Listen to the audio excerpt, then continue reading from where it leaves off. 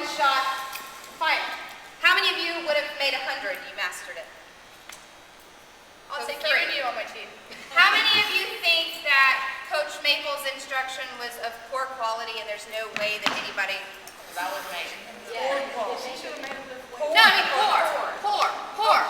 Coach Maples did not do a good job of explaining. Okay, so then why did 3 out of 15 get it right if she did her absolute best and gave us all of her skills? Okay. That's, and I'm not equipped to do this, even with quality Keep instruction. saying that. so some people, so what I'm hearing, No pressure. the pressure, some people come in with prerequisite skills that allow them for it's easier. So I want you to think about if we did this exercise, and I'm not going to make you do it because athletics is coming in soon and I want to debrief on something else. But I want you to think about your lab kids. Okay, they come in, it's not their fault that they came in 2 years ago. But essentially it would be like asking them to do the same task, and I want you to take 2 steps backwards. 2 steps further, because they're already behind, right? We know they can't read, but the test is all reading. And what I was hearing earlier is that they can articulate it to me verbally, but they can't write it. But that's not enough. They've been in the country only for 2 years, and so they come in with that deficit. Or your special ed kid, who has accommodations and modifications and wants to do it, but truly has a learning disability. So maybe they're 5 steps back, but you're asking them to shoot the same free throw with the same skills. And if they do beef, if they just would do beef, they would be able to do this. If they practice enough, will they? Will they get to the same end result? So when we think about our assessments and we think about the kids, and if we say the answer is no or yes, what? I know I heard the question earlier, how do we do all this? It's a tough problem, but it is a situation we put some of our kids in. We give them one shot to show us what they know, and if they can't, we move forward, because time's not our friend, and we have to keep pushing forward. Our curriculum says we have to be here. And so when we changed it to the pressure, a lot of people were like, oh my God, that's how our kids feel. Oh my God, I have to do this. Watching those kids take the EOC for the 3rd time, that was not a fun experience. For those of you who were in there, even just monitoring, putting the test on their desk, you saw a deflation in attitude. And we smiled and we said, you can do this. There's something not there. They're 5 steps back and doing everything we ask.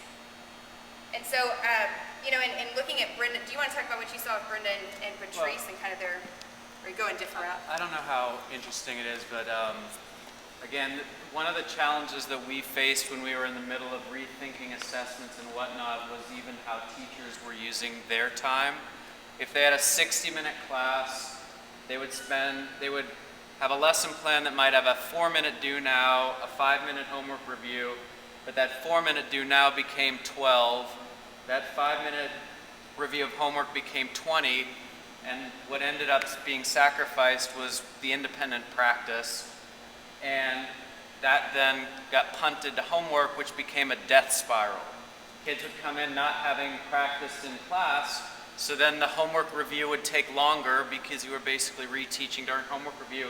So kids were never getting independent practice ever, but if they were, teachers weren't even looking at how they were doing during independent practice. They were checking email, they were on Twitter, they were calling their mom, they were erasing the board while kids were working. So when we first went out to do work, I was watching Patrice and Brenda, I think, airballed pretty dramatically your first shot.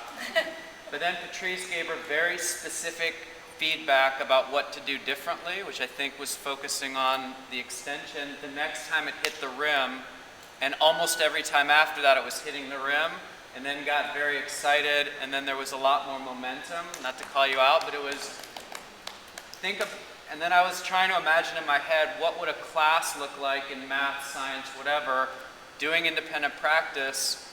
Of course, if Patrice is sitting at her desk on email or Twitter or Facebook or whatever, she wouldn't even know whether Brenda was close or not. It was just magical to kind of see that immediate feedback during practice that made a transformative difference in her ability to shoot. So that was what I was observing. And it may become the type of mindset shift about how we use time that could start to have a ripple effect in all of our classrooms. And then also over here, to hear Denise and Sean start cheering with when whoever made it. How many times do our kids struggle? Genuinely struggle. And they're doing what we ask them when we struggle. And they hit that moment where they get it. It may be the only time in the whole time that they get it. And what is our reaction? You know, for a kid who struggled their entire career, if they never hear you did it, like you did it. Did you see that? You did it. That is very powerful for them.